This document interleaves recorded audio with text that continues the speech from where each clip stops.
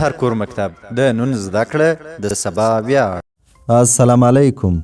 د هر کور مکتب ګلالیو زده کوونکو ستړي مسئ. د دوهم ټولګي د ریاضي مضمون 9 لوسته ښه راغلاست. د نن ورځې د درس موضوع مو درې رقمي عددونه په خپلو مرتبو کې ځای پر ځای کول دي.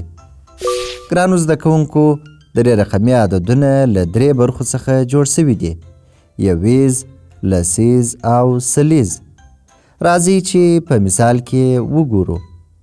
زه به پر تخته یو عدد ولیکم او دا عدد به 325 وي. 325 د سلیز په مرتبه کې 3 لري، د لسیز په مرتبه کې 2 او د یویز په مرتبه کې 5 لري. د جدول یا خانو په کارولو سره به د 325 عدد په خانو کې ځای پر ځای کړو. تاسې وینئ چې دا عدد 3 رقمي دی، نو راځو 3 خانې رسمو. موږ زده کړي و چې لومړی رقم یویز دی، نو په یویز یا لومړی خانه کې لیکو. په پورته عدد یعنی 325 کې لومړی رقم 5 دی، نو په لومړی خانه کې ولیکل سي.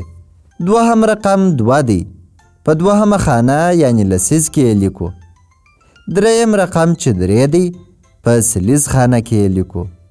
ګرانو زده کوونکو، لکه څنګه چې تاسې پر سکرین ولیدل، راځئ چې یو بل مثال هم وګورو. په دې مثال کې به د 806 عدد راواخلو. لومړی به د دې عدد رقمونه جلا کړو. 6 د یویز خانې لپاره، 0 د لسیز خانې لپاره او 8 د سلیز خانې لپاره. اوس نو راځئ چې خانې رسم کړو.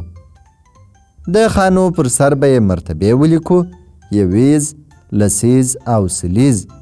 وروسته به رقمونه پکښې ځای پر ځای کړو. خانې مو رسم کړلې.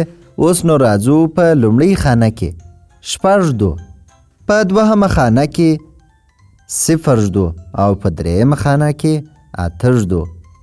نو وایو چې دا عدد 806 دی. دا و زموږ د نن ورځې درس. په راتلونکي درس کې به تر 1000 پورې د عددونو مقامي قیمت وپېژنو. په مخه مو ښه.